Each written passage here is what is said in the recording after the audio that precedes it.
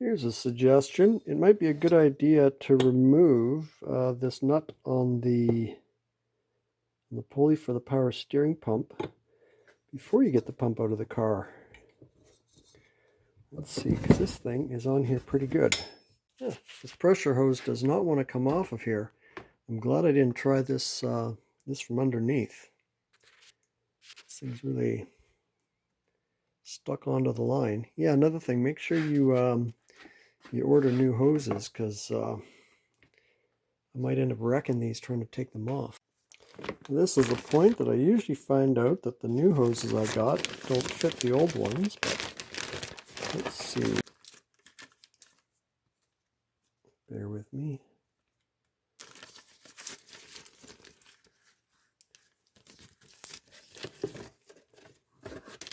Okay, yeah, it's pretty close. About the same length. And the same angle there, so that's the main thing. So that should work. I'll just put that back in the bag. And then I'll look at my pressure hose.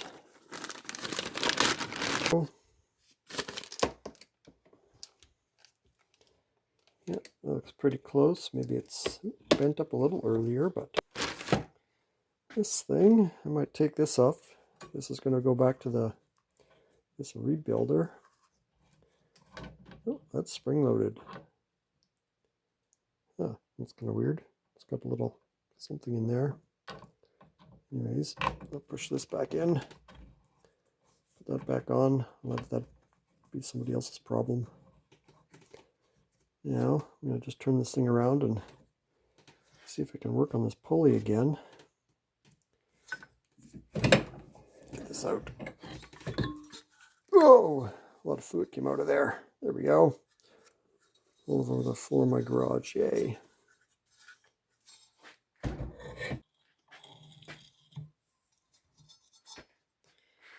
There, I don't know if you can see that, but my 7/8 wrench is just a little too wide to grip onto that flange without interfering with the nut.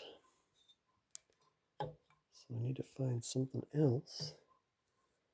There's another way in restraining this. There, got a rope tied around here. I'll see if it's the same as a belt. Hopefully it is, and I can get this nut off. There, I got the nut off. Actually, I just gave this a couple taps with the hammer while I pulled on the pulley, and it seems to have worked. I've got it almost all the way out.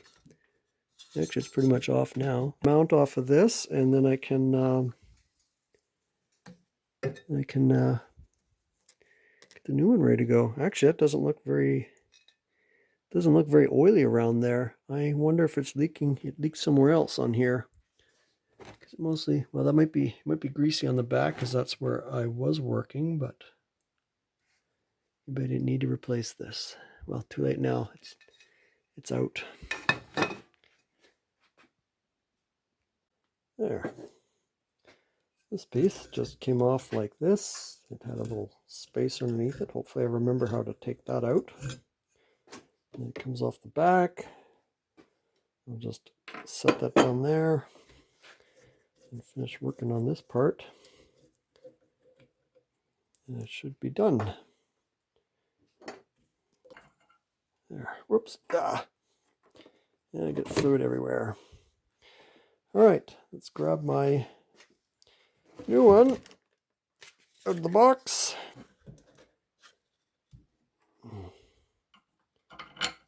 Okay, this bolt looks bigger, but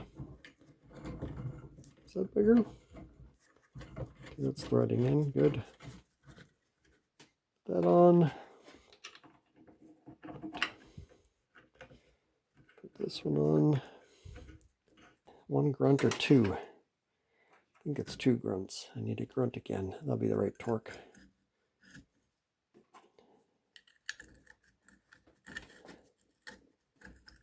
Oh.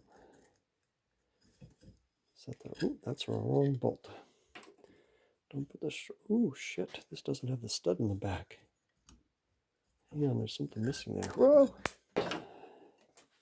Does this stud. Ooh, okay. I need to take that off this one. Got to do that before I get. It looks like the stud in the back is. I have to use my deep drive one, and I don't have it's. I don't know. Let's see if I can get these out without causing too much of a mess. There we go. Too much of a mess and breaking stuff. Yeah, maybe I'll take this.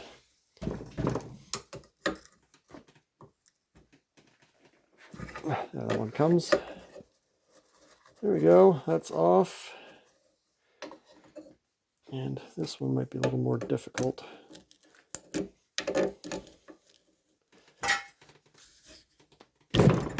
Oh, there. Oop, did it slip or no? That.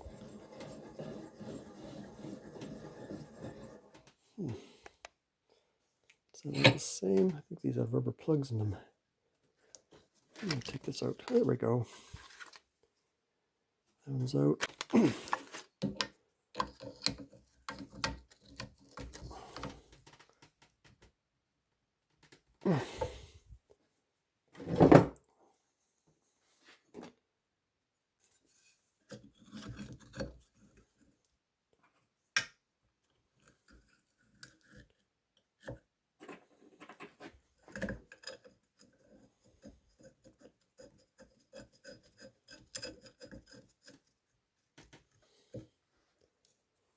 Okay, now where did the long bolt go?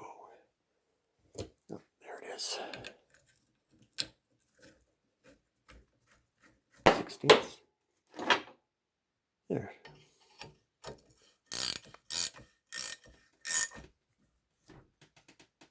All right, I can get this pulley to go on. Make sure I line up the pin. There, I think I might know why this thing was leaking. I took a look at these hoses, and I don't know if I can get the camera in close enough, but there's definitely, I think there's a crack on both of these ends of my high pressure hose. Let's see, this would have been the end that's on the pump. Battery in my phone went dead yesterday, so I wasn't able to get any videos of putting the pump back in. But anyways, it's in there. I've got the bolt in loose there, and then my other one is loose because I guess, well, I read the Haynes manual, and what they're saying to do is to rotate the pump backwards to work out any air bubbles when you put the fluid in. So I'm going to leave that on loose. I put these lines in. They're not tight. I just put them in so that they'd cover up the holes because I don't want to go dropping anything in there. So the next thing I need to do is to jack up the car and get the lines attached to the back. There, I had to reorganize the garage a little bit to clean it out so I could get some more room here. But the car's jacked up. It's kind of a shame they don't use bumper jacks anymore, because even a 5-year-old could figure this one out, or maybe too many parents let their 5-year-olds change tires on their cars. But I got the pressure hose on. It's a bit of a pain trying to get in there to do that. I wonder if it might have been a better idea to put it on, or at least get it mostly started with it on the bench. But anyways, it's on now. I just need to tighten it up, but I can barely get my wrench in there. It's kind of hard to reach with the wrench without bumping into this and everything else. But anyways, the main thing, it's not cross-threaded, so that's good. Just, I can turn it. Both hoses are on. You definitely need to get a 5/8 offset wrench to do this. This is kind of a pain in the butt. Yeah, it's a little.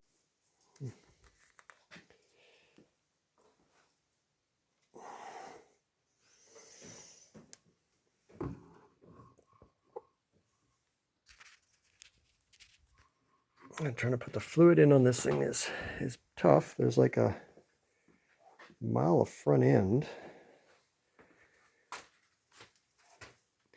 Let's see if I can get at it from here. Might have to crawl up on this thing. Slide that out of the way. There we go. I tried rotating it forwards and backwards and haven't seen any leaks from it, so, or any bubbles. It's way too full right now, but I don't see any leaks underneath, so that's good. So I think the next thing I'll do is just put the belts back on and fire it up and see if I see no bad noises, nothing leaking. So I think I will label this one a success.